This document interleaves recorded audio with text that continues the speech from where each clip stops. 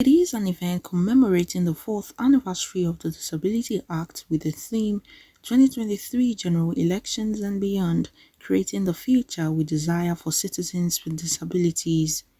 Gathered here are members of different civil society organizations, representatives of international organizations, personnel from respective ministries, departments and agencies within and outside the Federal Capital Territory. The goal here is to fine-tune ways and itemize issues pertaining to the well-being and the rights of persons with disabilities to give them a sense of belonging. Executive Director, Center for Citizens with Disabilities, explains that although there are appreciable gains made in bringing persons with disabilities into the scheme of things, but there are challenges that still linger. And someone will query, are people with disabilities still facing barrier after getting the disability bill passed and signed? I say, yes, they're still facing barrier. That barrier has to do with our attitude. Discrimination against people with disabilities remains pervasive in this country.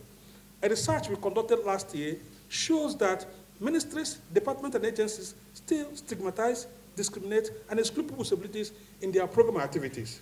The only individual or the only office that is consistent in promoting issues of people with disabilities is Mr. President.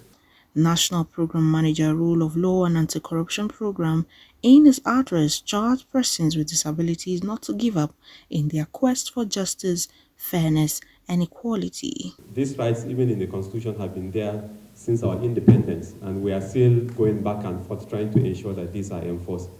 And that will also tell us that the type of struggle that people go through to ensure these rights are enforced would be the same struggle that we need to put forward to ensure that this law that we are commemorating is also enforced. Theophilus Odaudu of the Disability Rights Forum believes the judiciary is the only hope to get the public and private sector to do the right thing.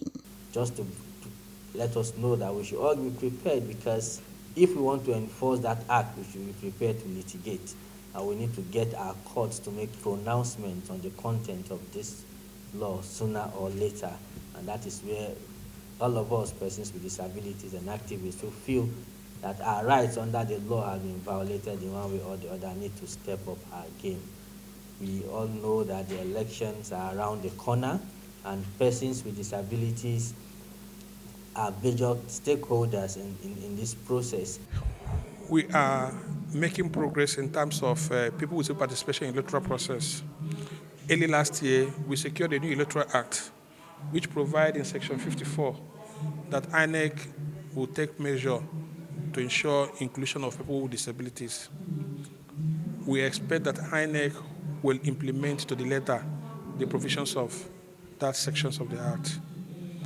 INEC has also demonstrated its interest to ensure that people with disabilities participate in the election. An estimated 30 million persons live with disabilities in Nigeria, and the submission here is that people with disabilities must take their right of place, as no Nigerian is more Nigerian than the other.